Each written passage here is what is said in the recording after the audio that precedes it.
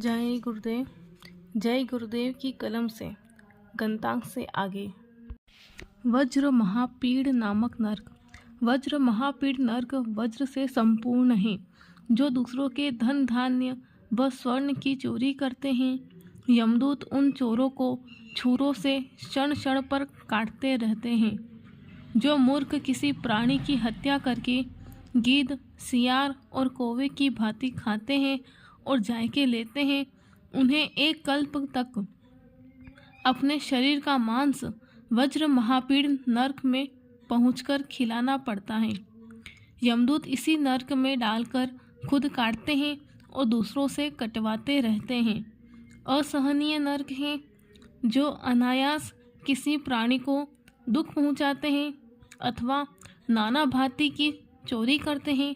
ऐसे आतताई जीवों को यमदूत पत्तों में रखकर जला देते हैं। जो मनुष्य अपने धन और पराई स्त्रियों को खराब करते हैं, यमदूत उनकी छाती में गर्म शूल गड़ा देते हैं और उनकी आँखों में गर्म सलाइयाँ डालकर फोड़ देते हैं। उनकी बहुत बड़ी दुर्दशा करते हैं, जो वर्णन में आ नहीं सकता, लिखने में लिखा नहीं जा सकता है।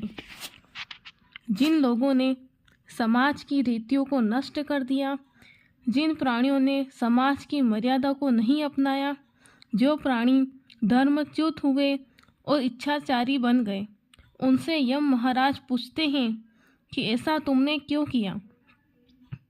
क्या तुम्हें संतों, महात्माओं अथवा बुद्धिमानों ने नहीं समझाया था, या तुम्हारे समझाने के लिए धर्म ग्रंथ नहीं थे?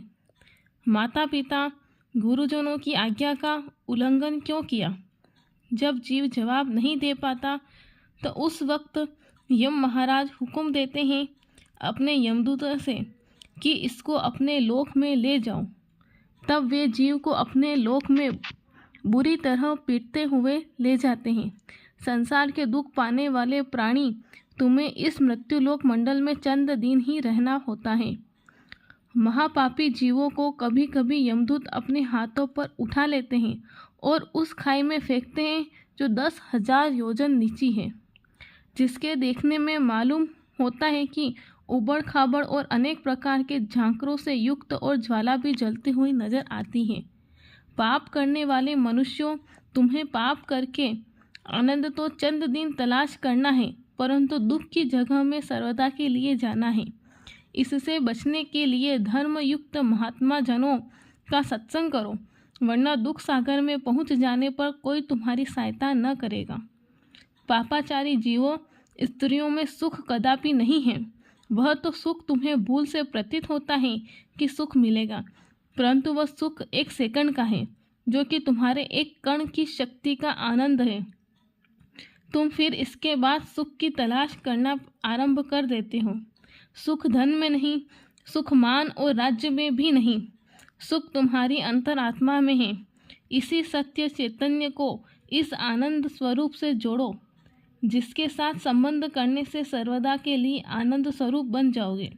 अंतर की अवस्था महात्मा सब अपनी आंखों से देखा करते हैं, और महात्माओं को दुख है कि संसार अंधकार में दौड़ रहा है, जिसका फल दुख के अतिरिक्त सुख कभी न होगा।